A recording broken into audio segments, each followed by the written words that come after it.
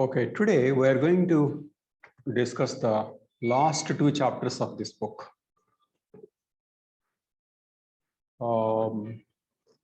They are chapters 10 and 11.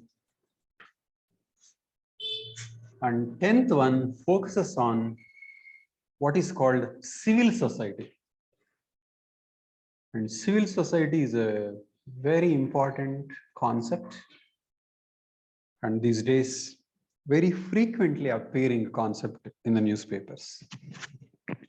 So we're going to discuss the concept of civil society and what is its relationship with bureaucracy, democracy, governance. So going to look at things from civil society point of view. That is one. Next, in the last chapter, he discusses IAS unmasked, need for reforms. So in the last chapter, he discusses reforms of civil services.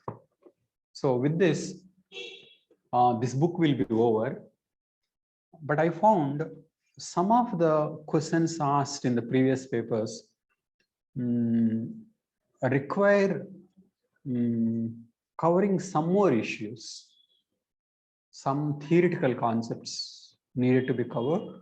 So I'm also planning to give a brief review of responsible administrator, maybe in one class or two classes.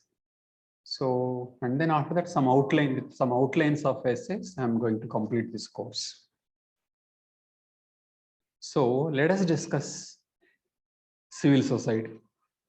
We'll just define civil society, or you try to define civil society, and then I will give you a question and you can work on the question, and then we'll come back to the discussion. You have some idea of civil society, Vishal? First of all, you keep hearing this word, right? Frequently.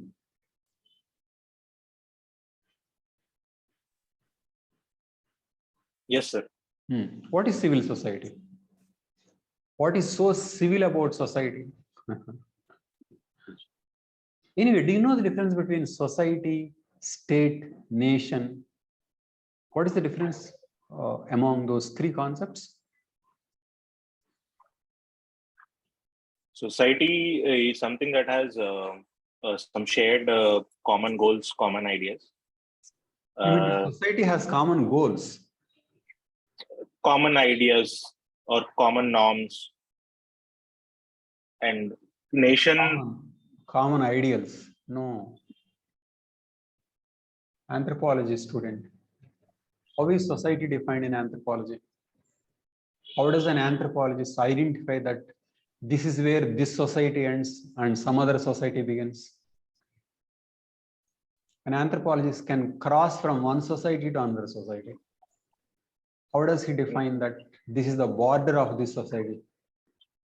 Same language. Thank you. So what does same language mean? Same culture. Thank you.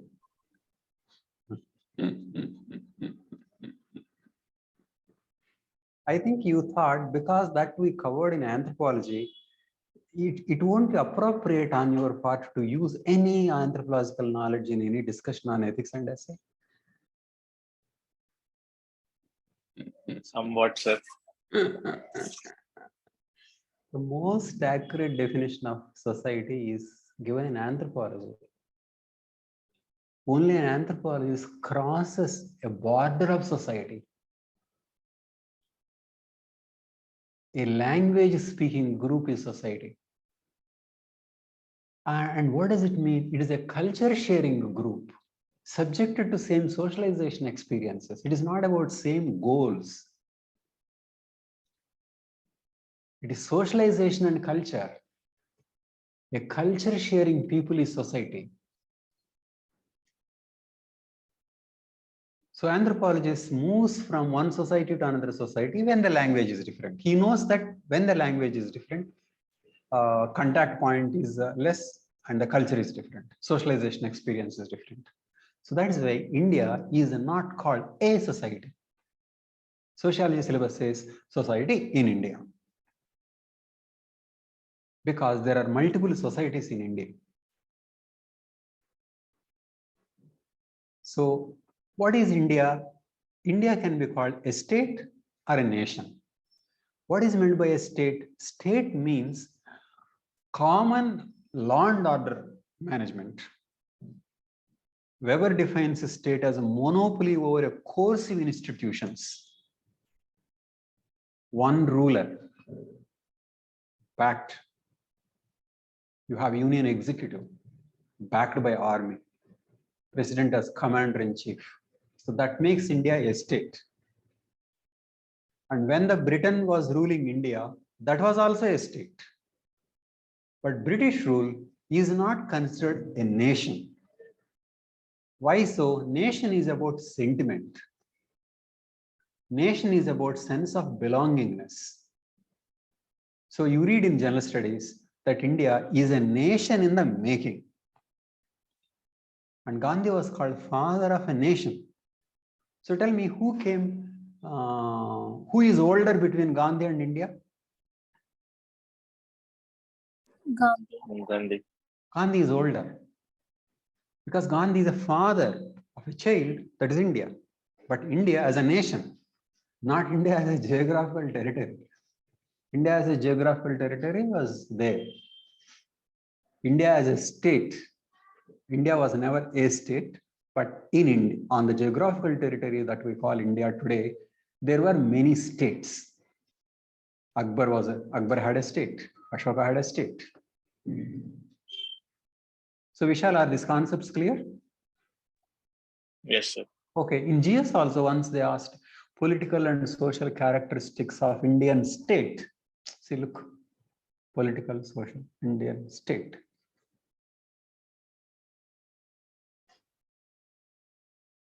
Something like that. It's about state.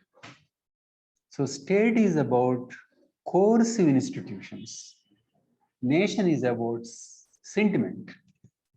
So how a nation is sought to be created out of a society was an issue that founding fathers of India faced.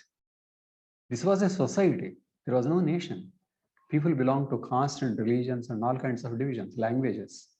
So how do you create a nation was an issue. What is meant by a Hindu becoming an Indian? What is meant by a Muslim becoming an Indian? Okay. Now are you clear, Vishal? Yes. Harini, are you clear? Yes, sir. Now, can you tell me, Harini, now you understood society, what is civil society? From our understanding of the distinction between society and state and nation, it appears society is civil only. But what is this concept of civil society?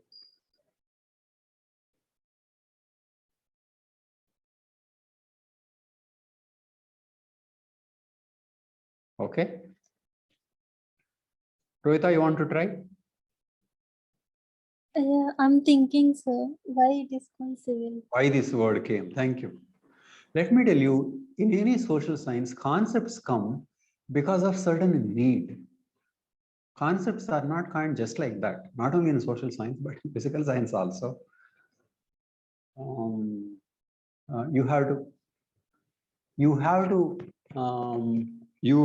to try to convey something. When you are trying to convey something, you want to make a point, you need to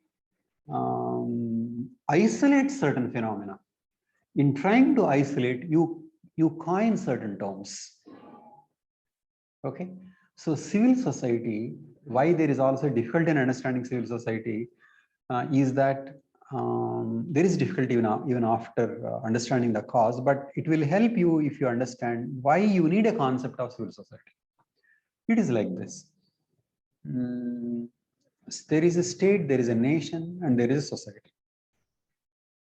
And we normally think things have to be done by the state. Society has its own control, and the state also controls. States have societies have traditions and morals, and states have laws. This we discussed. Then what do we equate state with? Legislature, executive, judiciary.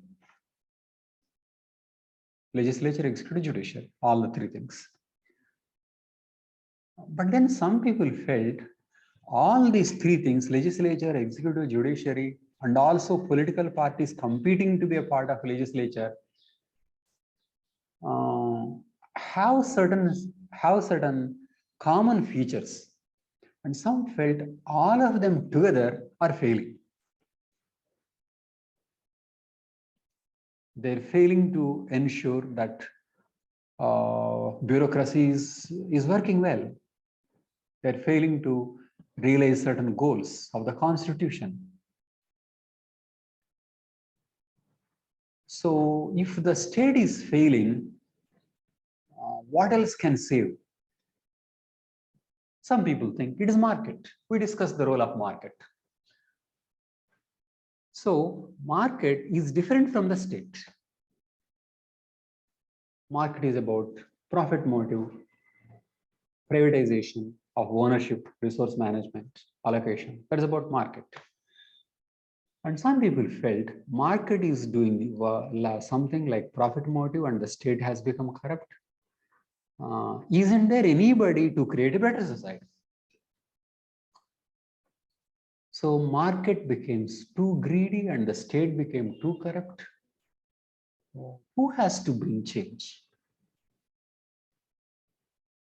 So let us organize ourselves. We don't belong to market, we don't belong to state. It is we who should change. We refuse to be political parties because we don't want to be part of the legislature, we don't want to be part of executive. We don't want to be part of the state. Okay. So we are not political parties. So we have to be something which is not a state, which is not a market. It is here the concept of civil society came. So now civil society consists of society minus state related, minus market related, minus kinship related. Families don't constitute civil society.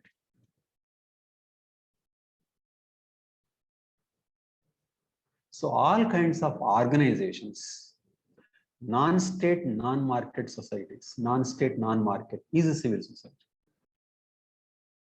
So some are trying to find out, can civil society bring change?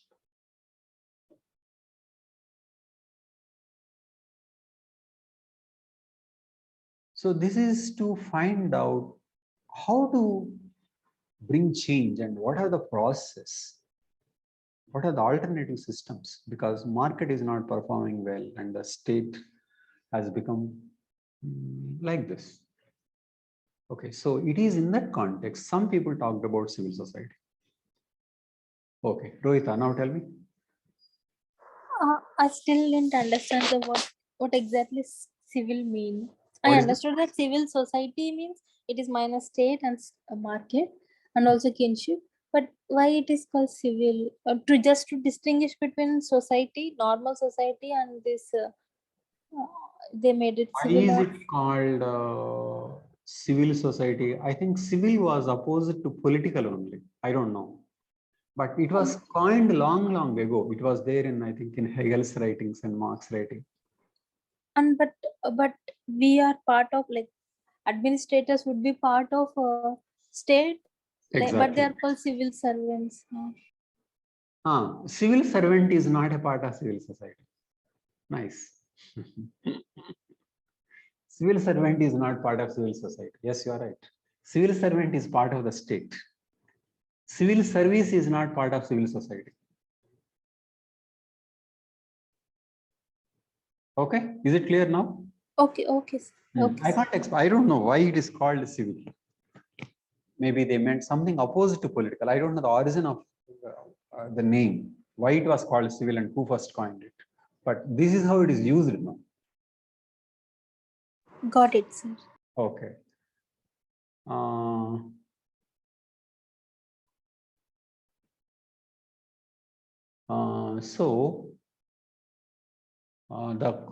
What is the importance of civil society?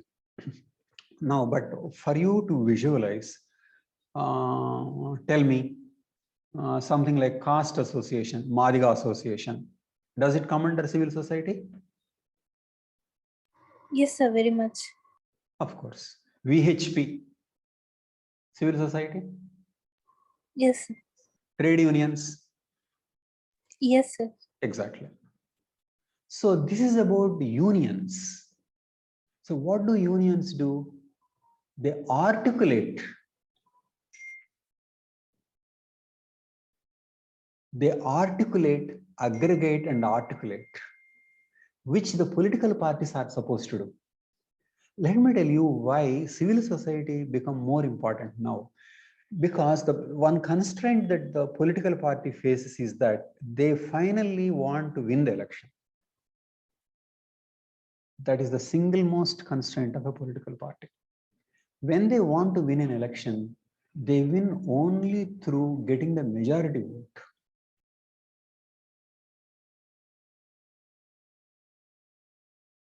And so it is difficult for them to speak against majority or against majority opinion. This is the problem of democracy now. Do you think, don't you think political parties know this game of communalism? They know how BJP is exploiting. But will they challenge BJP head on the ground of secularism? No. Because they know it won't win votes. You will be called pro-Muslim and you will lose. So the problem of a political party is that in the end, it wants to win an election because of which it doesn't speak the truth. It doesn't speak what is in the long run interest. Don't you think the political parties know what is welfareism, what is good in the long run, what is good in the short run? Don't think only civil service aspirants know. It's not like that. Civil service aspirants may know little more on issues, but you have enough politicians who know what is good for the nation. It is just that they feel compelled to play a game which they know is not helpful to the country. Why do they do it? Because they want power. And how will they get power? They have to play a game. They have to appease the majority. So a civil society or a social movement focuses on ideas, ideology. This is what we stand for. Whether if you are with me, nice of you, otherwise get lost. We are for this ideology. We don't have to win the majority. If you are with us, fine, otherwise get lost. That is the attitude of a civil society.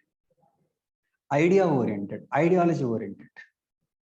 And let me tell you, the problem with current day democracy, not just in India, all over the world, let us discuss bigger issues, is that, as I said, more and more people are participating, but it is not informed participation.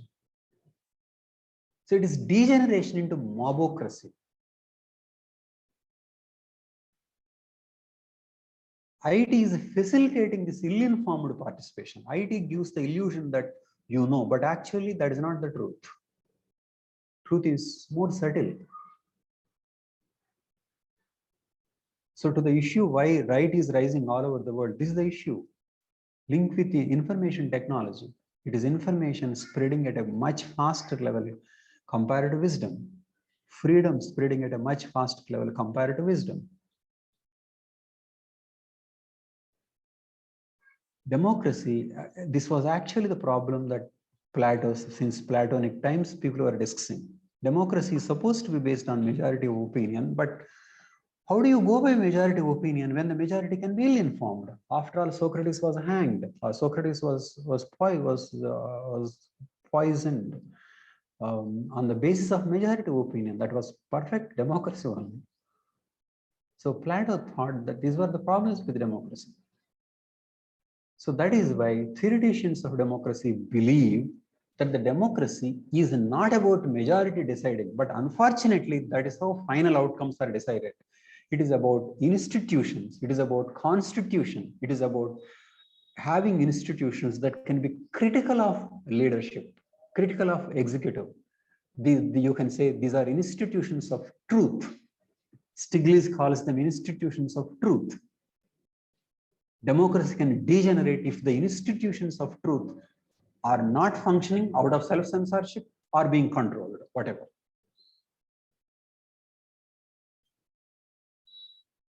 These are the issues in Indian democracy now.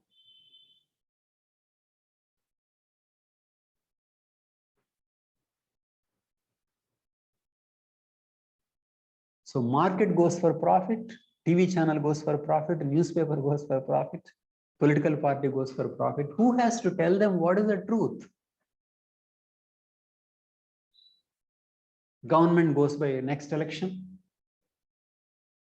It's whose responsibility is to tell the truth. So the quality of democracy ultimately boils down to the people who are prepared to be bold. Like that child who said king has no clothes. That is democracy. Democracy is not made of all those people who said king had clothes. No. What is the most important section in Constitution? What did Ambedkar say is the heart and soul of the Constitution? 32. Remedies. What do remedies protect? Fundamental rights. First part deals with what is India, second part deals with who is Indian, and third part fundamental rights, not the powers of the president. What is fundamental rights? Fundamental rights is not about how to protect a majority, it is about how to protect one against the majority. Democracy is not about freedom from autocratic ruler, but it is about freedom from the majority.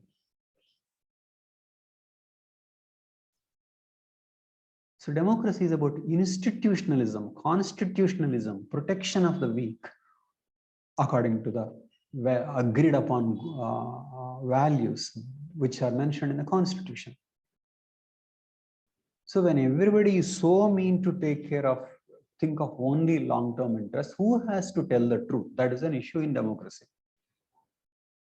And what is the role of civil society here? Civil society aggregates, articulates certain viewpoints. Difference between civil society and market is that market is profit motive. Civil society is not. But what is common to market and civil society? Both are private. Both are outside state. So civil society has a non-profit motive. Can have. But civil society can also have profit motive, like many NGOs who are working for profit. But they also have certain developmental goals. And they generate funds from the groups which don't think in profit. Amnesty International, Oxfam, many tribal welfare NGOs, rural development NGOs, Dalit empowerment NGOs, environmental groups, many human rights groups. They're private, funded, but usually higher purpose. Individuals may be drawing higher salaries, but the organization on the whole usually has a purpose, higher purpose. No NGO can say we are here to make profit. No. And then there are many associations which are not aiming for profit at all. Teachers Association, all kinds of trade unions, religious groups, caste groups. So NGOs and these associations all put together is civil society. Civil society is not simply an NGO. NGO is a part. Trade union is not an NGO. Okay. And who creates social movements? Social movements are created by civil society groups. So we are referring to one space in the entire system that can take care of the bureaucracy. How can it that take care is an issue. Rohita, please. Tell me, are these concepts clear to you? Concepts and also the need for these concepts? Yes, sir. Clear, sir. And I have one write doubt, about sir. bigger themes. Write about bigger themes. I am giving bigger themes about what is the nature of democracy, how is it supposed to work, and what is happening now. India is in a very, very big crisis. India never faced a crisis like this. The crisis to democracy in India is very serious. But it unfortunately happens to be a crisis the world also is facing. India is not an exception. Okay, Rohita. Sir, what are institutions of truth apart from civil society? Even Institutions media? of truth. An university is supposed to be an institution of truth. Media is supposed to be. But to the extent these are being corrupted, judiciary is there not as an institution of truth independently, it is a part of the state to ensure that it is run as per the constitution. There are institutions within the state who come under the state, but as a controllers. CAG itself is a controller, judiciary is a controller, election commission is one. So democracy will work when the institutions independent of the executive are really independent, and outside the state, there are institutions of truth. A university professor should not go by how many people he is followed. He should tell the truth. But what is happening? Not only that they are funded by commercial and organizations or government, but their values also are changing. A writer thinks in terms of how popular he is. That is not the right value for a writer. A TV channel thinks, what are the TRP ratings? That is not the right value for a TV channel if it wants to convey the truth. These are meant to be free from majority opinions. If you are seeking majority opinion, you are wrong. For example, teacher trying to convince the students, teacher trying to win the opinion of the students, that is wrong. Teacher should tell what he thinks is truth. If he is also trying to please people, what then? Who should tell the truth? Teacher should hurt. Some people should think, my God, what kind of a person is this? If he's just saying what all the people think is right, then what is he for? Socrates, institution of truth. Jesus, Gandhi, all defiance is institutions of truth.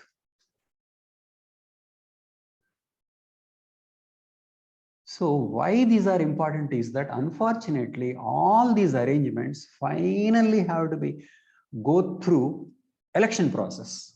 That is where democracy is caught.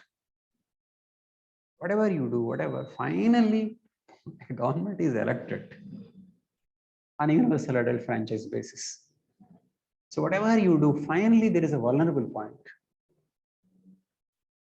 So that is why wisdom, information, knowledge becomes important. And when it is not there, democracy degenerates. And how can it not be there? In fact, a ruler doesn't have to control everybody. He has to control only people, very key people who can give dissident views. Because mostly people are sheep. Mostly people just look around and wherever there is majority, they think that is the truth. Most people are like that. So executive doesn't have to think about the most people. Executive has to think about only few people. Control them. Few institutions, control them. Then you change democracy. And people will admire. And people who think that democracy is people's opinion will think that the democracy is right. No. That is hijacking democracy. You can ask opinion of the people only when all are given freedom to express their opinions. When you ask the opinion of everybody, but not allowing some people to express their opinion, is a distortion of democracy. That is not democracy. This is what is going on now in India. Control key people. The rest are sheep. We don't have to bother about them.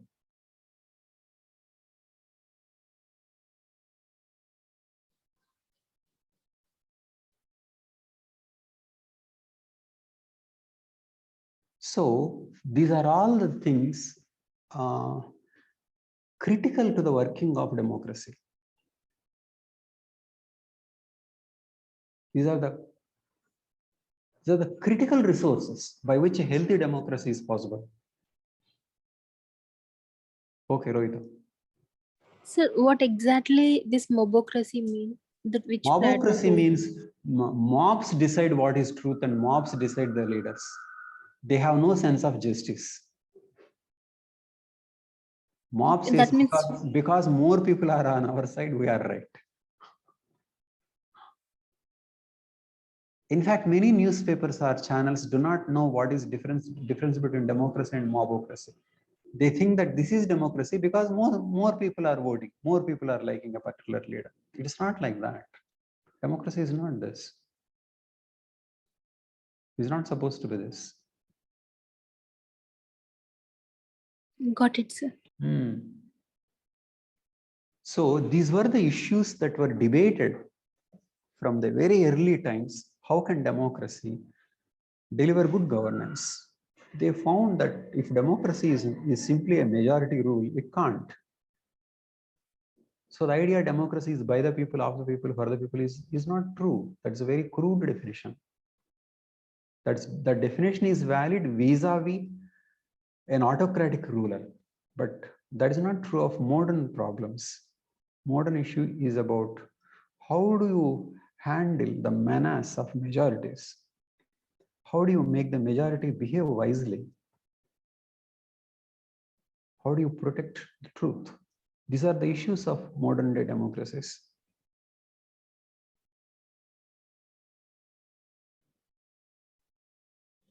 Okay. Bhaskar, you have something to say? Can you list some of the progressive legislations that took place during 2004 to 2014? Is my question clear? Yes, sir. RTI, RTI is one. Food Security Act. Food Security Act. Yes.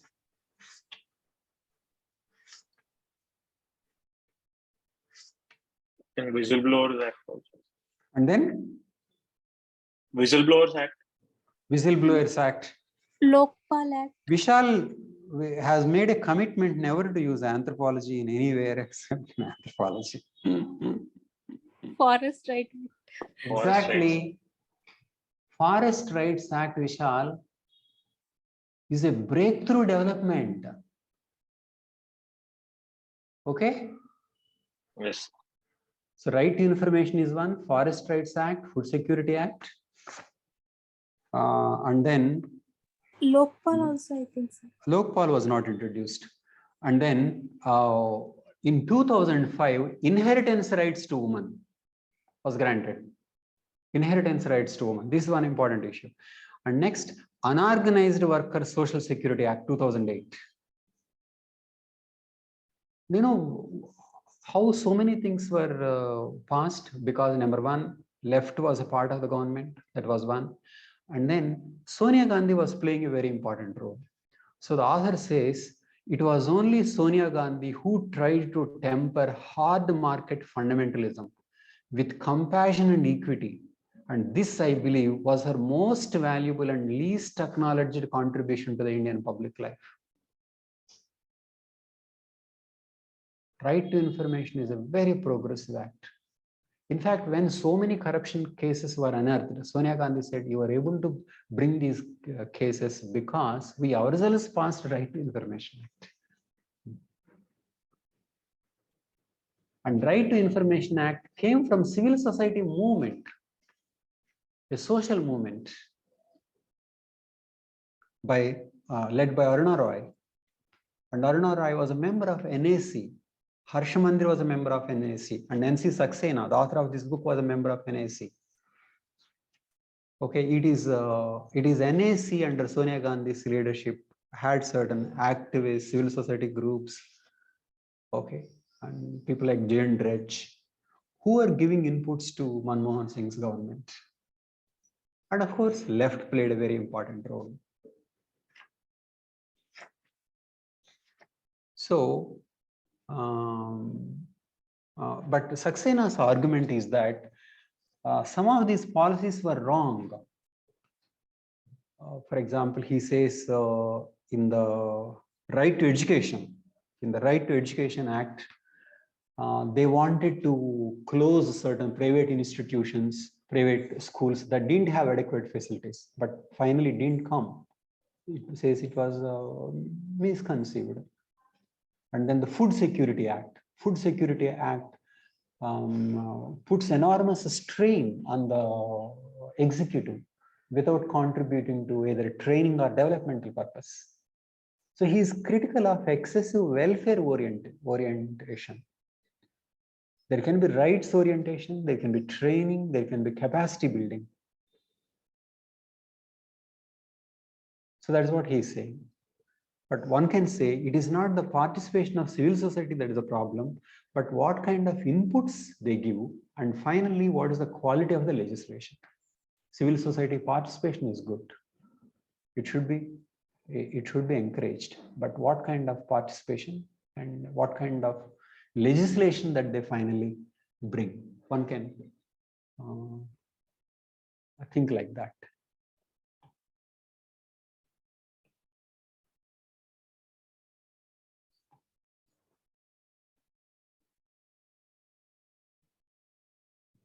Okay.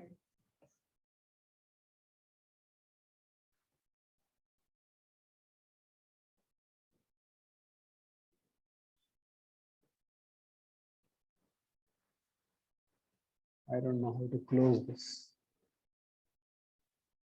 You just need to scroll it up, sir. Sir, hold the 3 dots and push it up. 3 dots. Okay. And push it up. Okay.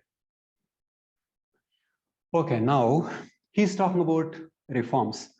Take this issue of transfer. You can always give this number. In UP, the average tenure of IAS officer in the last 20 years is said to be as low as 6 months.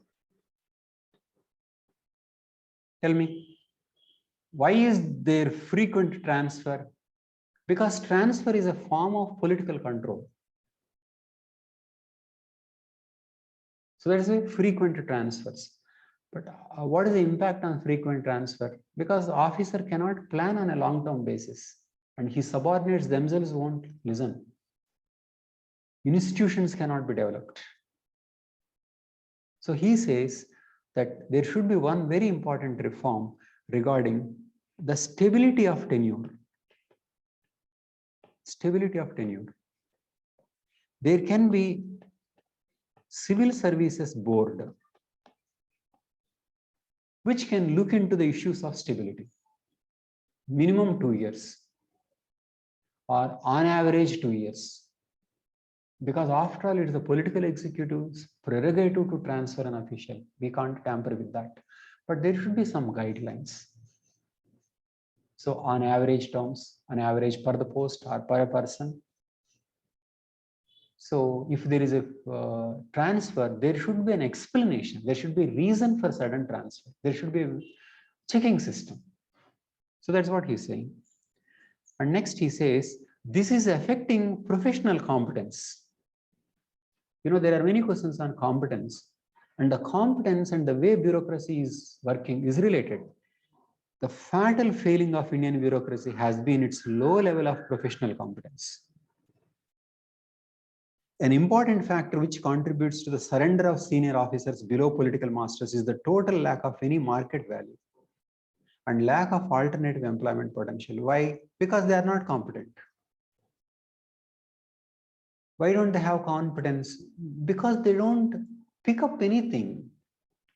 They just work for some time and then move. They get used to power. And many can't work without power. They don't develop skills. And so part of lack of professional competence is that they depend on the politicians for further placement. The lure of after retirement sinecures increases the number of those who would be willing to crawl when asked to bend. So professional competence is compromised through these policies. And then he says, yeah, this is one important point. That's why I wanted to highlight. Let me tell you, whatever you are dreaming, you know, about IAS and IPS, your dreams are true only in the initial years. Initial years. Do you know post like now sub-collector or sub-divisional magistrate? sub-collector, or IPS officer at a divisional level. Okay, assistant police commissioner. Take SDM. You can say, if you take this man's power versus the age, very, very, very high. But what happens to an IAS officer as he moves up is that power comes down and age goes up. This is the problem with any IAS and IPS officers. So in the beginning, it was a great post. So when you talk to IAS officers, they say, when I was a collector. So they don't have much to talk after that. And Saxena is giving one problem. He says, because there are very few posts which have that power or responsibility, it is creating a system where many IAS officers are doing something which don't require them at all. For example, he says, Deshmukh in 2004 says, now consider a scenario in Bihar. Every new chief minister would have his own favorite as the new CS, chief secretary. At one time, there were 8 to 10 IAS officers drawing the pay of a CS only because their juniors were appointed as CS at one time or the other. So CM comes, he makes one junior officer CS, and because he can't make a junior officer CS bypassing others, he makes other officers also equivalent to chief secretary. So chief secretary is one particular problem, but what we are discussing is that there are not enough number of challenging posts at the top level. And so you have so many people underutilized. So the author says there can be more lateral entry. These people can go out and work in NGO or a private sector or go abroad. And they can even be outside government even for more than 5 years and then come back. So he's saying that there should be more interaction between the public and the private, and the government and the market and India and the world, so that these people learn. And also officers can be encouraged to develop domain knowledge. Then once they pick up the knowledge, they will have that competence and it will be useful in the bureaucracy, and also they will not have this fear of losing the job. So he says professionalism is important, and professionalism is related to various personal policies. And how do you get that professionalism? Professionalism is also a part of evaluating outcomes.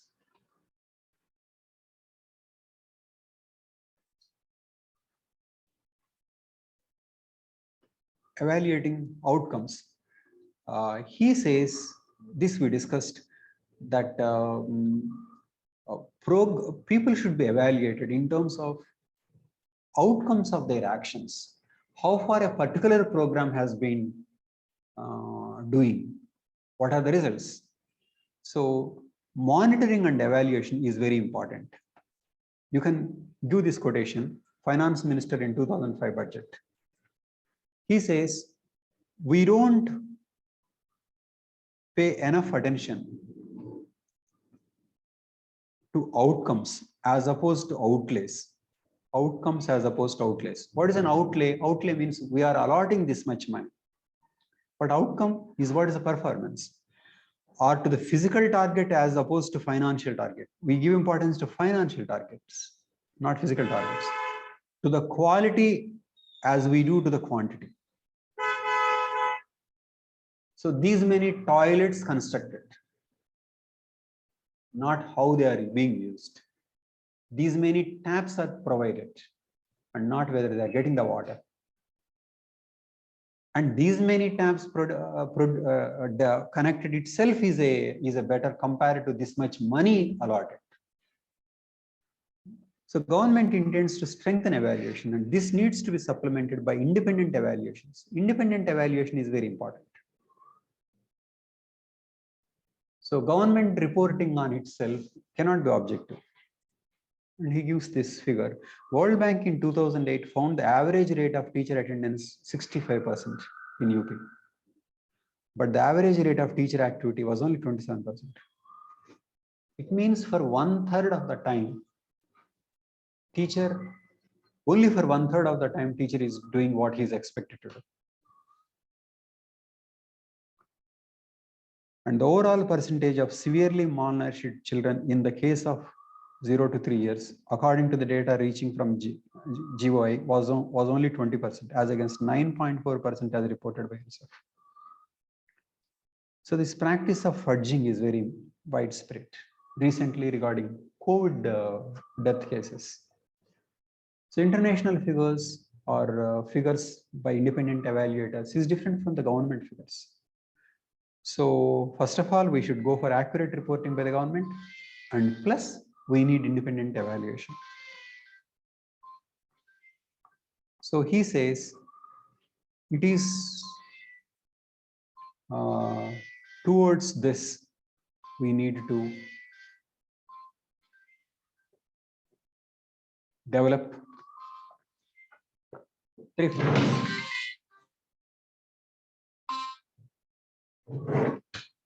Okay. Tell me any questions on this? Is it clear? Yes, sir. Okay. I have one Now question. I'll give you some questions and let me see whether you use them or not. You don't have to write answers, but we'll discuss. Okay, Rohita. Yes, sir. Sir, I didn't understand why during your initial years you are giving so much big charge, and later years you are not so like important. Why is it so? Thank you. Why is it like that? Okay, let us take it this way. District magistrate post or collector's post is of course very, very important. But then he is being instructed by many departmental secretaries and chief secretary. He has to follow their instructions. So tell me, who becomes technically your collector's superior? Departmental secretary. Departmental secretary or commissioner. Okay, but where is the actual power? The actual power is only in the district magistrate, because he is, as he said, it is PM, CM, and third important post is DM. So there is no political decentralization, or there is no decentralization at the district level. So district level governance is by the civil servants. And the state level and the central government level, politicians are playing a role. So as long as you are at the district level, you have power. And once you move out of the district, you don't have power. Does this answer you? Yes, sir. Got Okay. it, sir. Exactly. And that is why if you have choice between group 1 and IAS, I would recommend group 1. Do you know why? Because group 1 people stay longer in the district.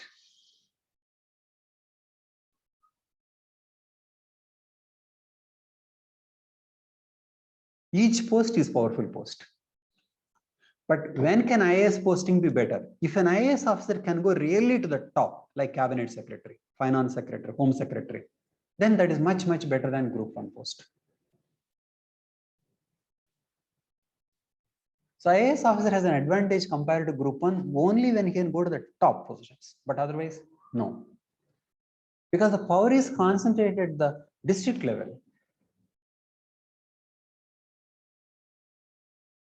Because Indian administration is managed and led by the civil service at the district level and not by the politicians.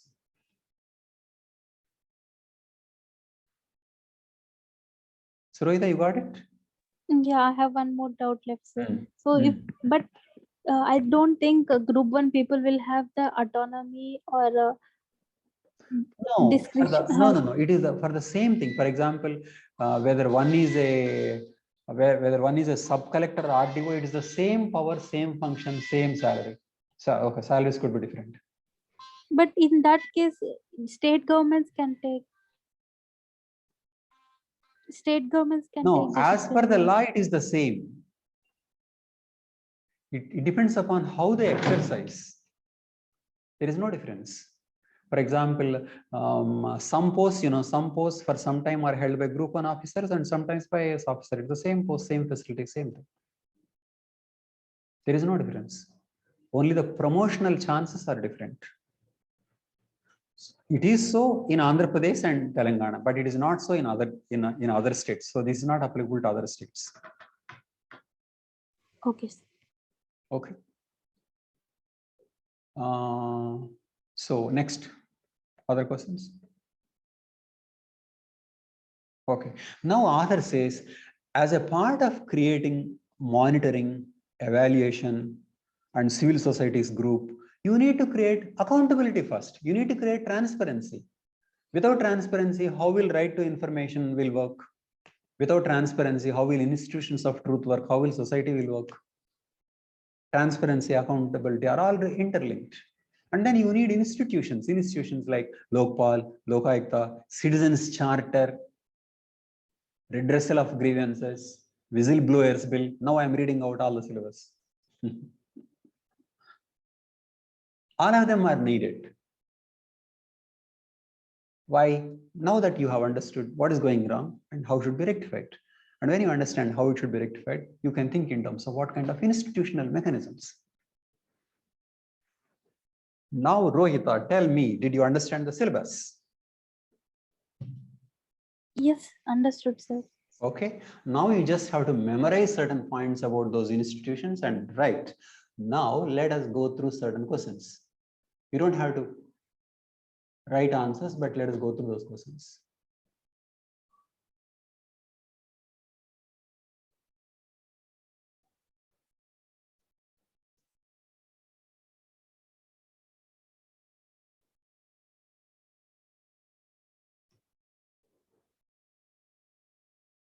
Okay.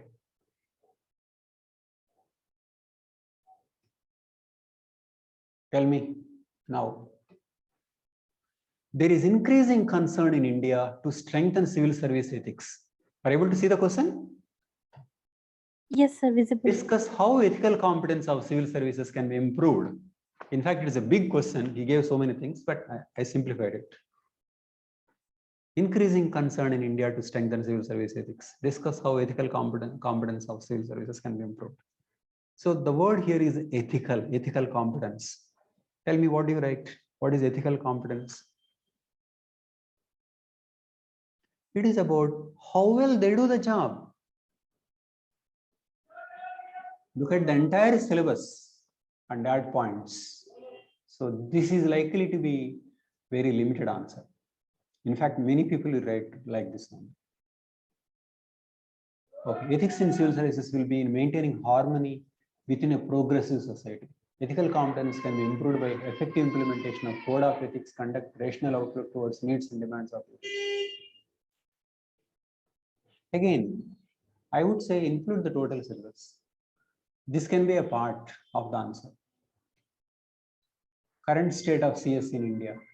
Need to strengthen corruption, low indicators, faulty policies, abuse of power.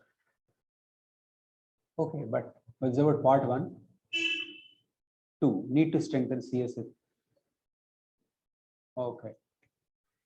Part 2, 3. Okay, maybe ways to improve. Institutionalize values by training, accountability, outcome tracking. Fine. Okay.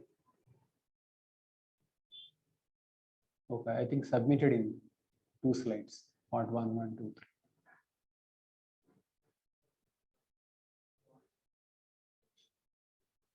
Okay. See, basically, I'll tell you. My point is, don't look at the word ethics in a narrow sense. So my answer Ethical has not been competence is about how you make bureaucrats work in a honest way. Institutional requirements. Okay. So the entire syllabus is about institutional requirement.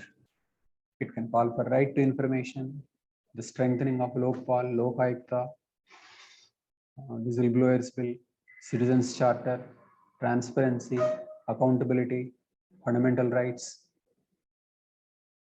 All this leads to ethical competence. Otherwise, you will make like that Abul Kalam statement. It depends on mother, father, and good teacher. It's not like that. It's about institutions. Is my point clear, Harni? Yes, sir. Vishal, tell me. So here is the question asking how can we ensure that whoever is coming into civil services works in an ethical manner. Exactly. You need a whistleblowers bill for that. Why? Because if somebody is doing bad, somebody should be in a position to blow whistle and get the bad one punished. So then good people will work with better incentives. So this is how whistleblowers bill and the person who is entering working with higher moral linked.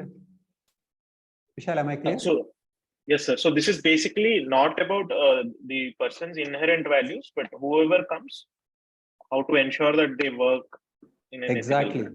Exactly. You can say inherent values are important, but then this is about how to strengthen ethical competence of civil servants. It is not about how the parents should bring up their children.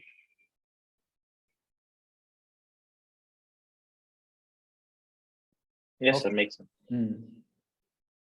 So I'm just looking at institutional context of ethical functioning. So don't equate ethics with compassion, kindness, and all those things. It is not like that. It's about doing things. It is about institutional goals, constitutional goals. Okay, which requires right kind of strategies, right use of technology. All these things are needed.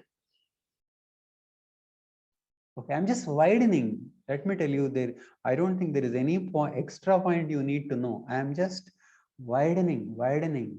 I'm not giving any new points.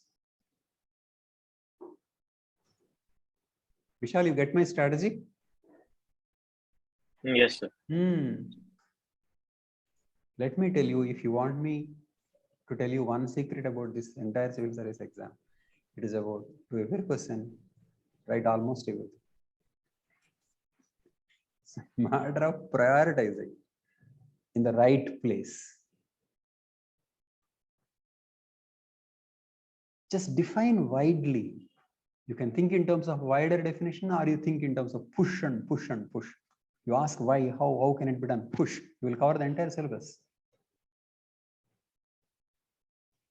I'm only logically explaining why the syllabus is important. Some people don't care. They just write down the entire syllabus. They don't bother about the word ethical competence or not, and they get good marks.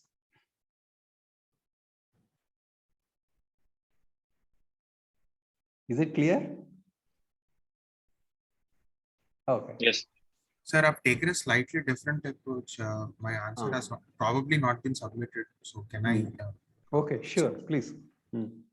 So my way of approaching this question would be at two levels. One at the personal level, I mean personal management, right at the time of recruitment, and secondly during the service period, I would emphasize more on digital products, creating digital products for most of the repetitive products. Creating what? Which products? Some digital services. Digital services. Okay. For most of the repetitive processes and proactive RTI, like we have this Rajasthan government's Jan Suchna portal. Sure. So what do all these things come under? Transparency and accountability. And accountability. Yes. Use those words, transparency and accountability. Yes. I am just, Bhaskar, what I am doing is that I am just seeing whether you go to the right headlines under what you studied. Okay. As a response to the question. I'm asking this question because a lot of literature, when I read it, it was more about ethics, attitude, emotional intelligence, but I thought it is all about institutional strength rather than a personal. Because that is the only way we can reduce ambiguity. You are right. 100% right. That is my point also. Yes. I mean, didn't I answer your question? Yes, but I was emphasizing more on ICT, so I thought if it is a right approach or not. Very much, very much, very much. That's what I want you to think. Okay, now go through other questions. You don't have to write, but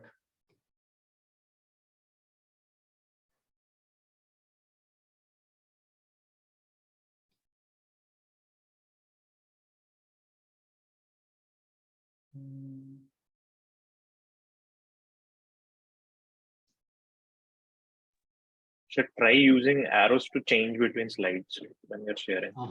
okay, I'll work out. See, go through this, for example. Effective utilization of, now you are able to see? No, sir. Yes, sir. Yes. Maybe I didn't Link in the link it is. Yeah, in the link, yes, sir.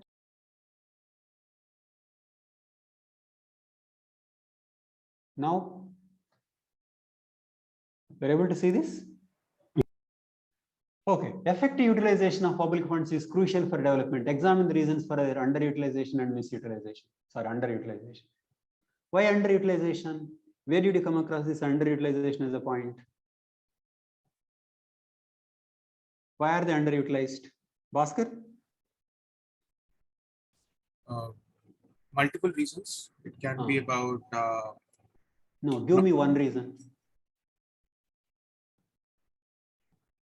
One reason. Lack of competence, probably. Lack of competence to be able to use the funds, because using them required fulfilling certain conditions. So which states were underutilizing? Bihar, for example. What is misutilization? It is corruption. So underutilization, misutilization. What is that about? It is about competency enhancement. So do you see it is the same question? Okay. You got my point, Rohita? Yes, I got it. It is about how to enhance the competence of the bureaucracy. And same approach can be taken, sir. What we have done for it. Same answer, my friend, for all the questions. So what are you saying, Vishal? You just press the number. Okay, I'll just check later. Now, so I was saying, press the arrows, sir, on your keyboard. Try pressing arrows. Yeah, when you hover in the bottom left corner, bottom left corner. Can you go bottom? No, can you hover your arrow on the bottom left corner of the screen? Okay. I will learn it later, but let me give.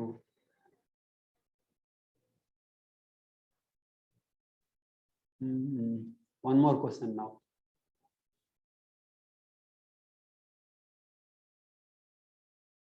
Okay.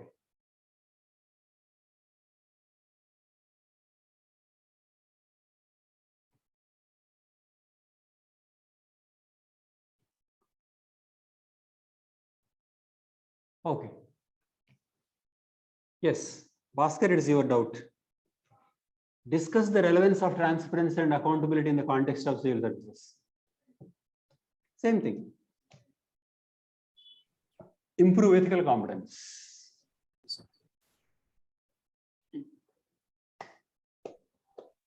Okay. Bhaskar, are you clear? Yes, sir. Yes, sir. Sir, here, so my the question is, you have to write the same thing because the issues are interlinked. It is simply they are using different words. Memorize the same examples. All the examples you that are mentioned in this book, you can quote. I am posting the notes also. Just memorize. Write almost the same for all the questions. Okay, Vishal. What doubts now? Sir, yeah, in this question, it's asking about the relevance. That's true. Transparency, accountability. Why accountability needed? Results have to be monitored. How will that be done?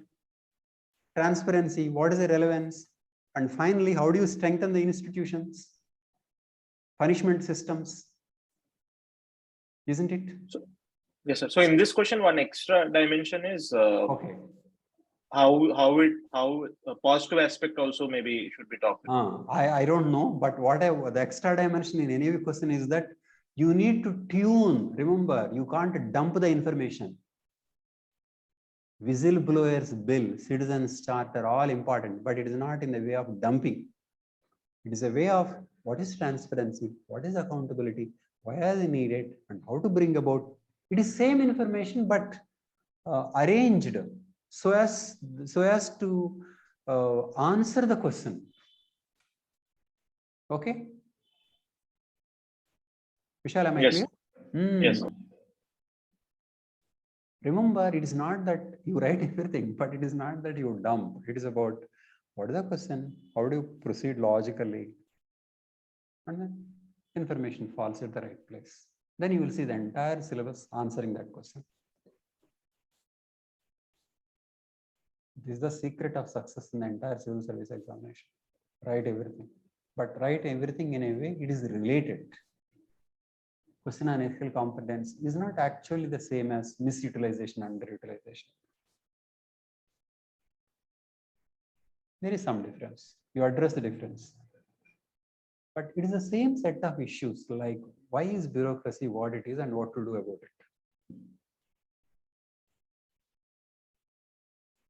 So don't equate ethics with individual goodness. We are discussing ethics in the context of institutions.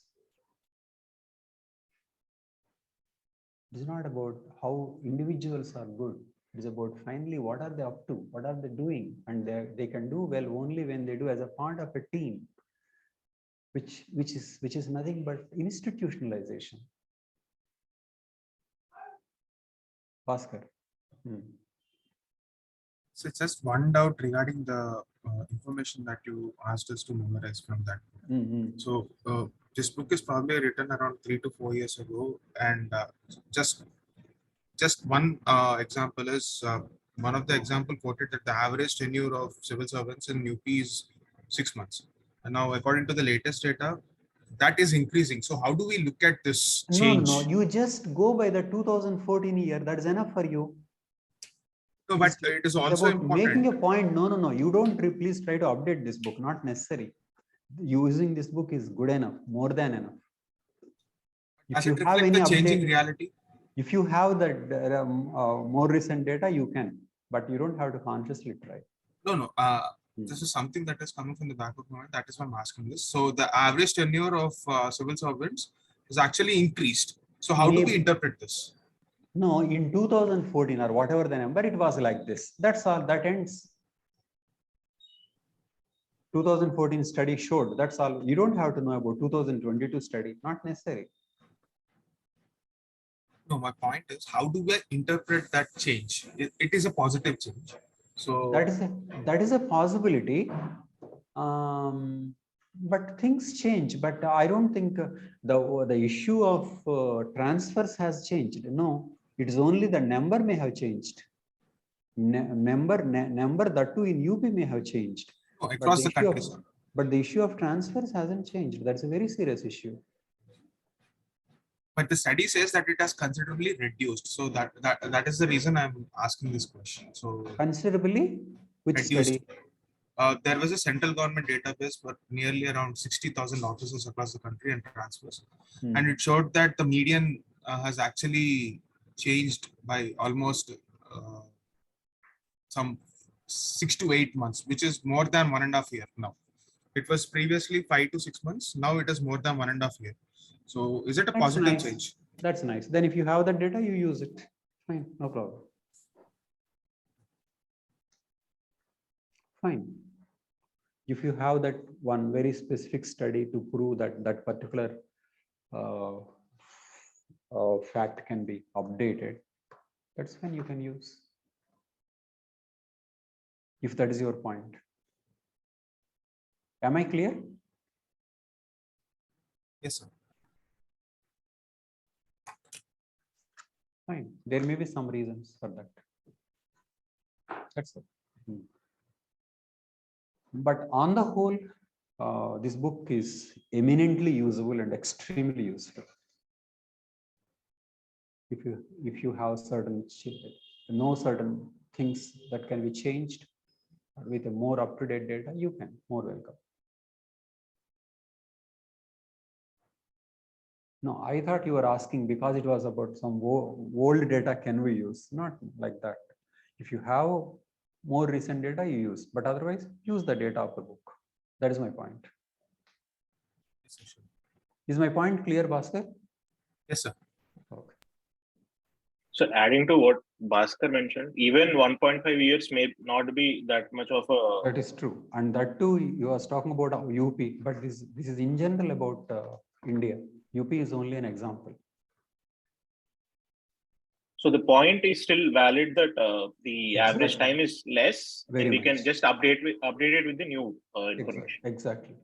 Exactly. Yeah. If you have, you do it, but don't worry about it at all. You have many more things to worry about. It is not just that number. Okay. Yes. Many examples, so many quotations are extremely useful. The perspective is useful. At certain places, you may have more recent data, you please use, but that is less important. I mean, that's what I understood. Okay, my larger question in this context was Mhm.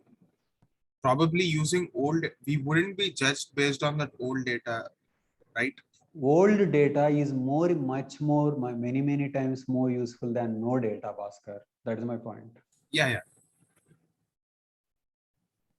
Is my point clear? Yes, yes. Yeah. Do you agree with it? Absolutely. Yes or no? Bhaskar, yes or no? Yeah, yes, sir. Ah, data matters. If you have more recent data, that's fine. But otherwise, use the old data. Okay.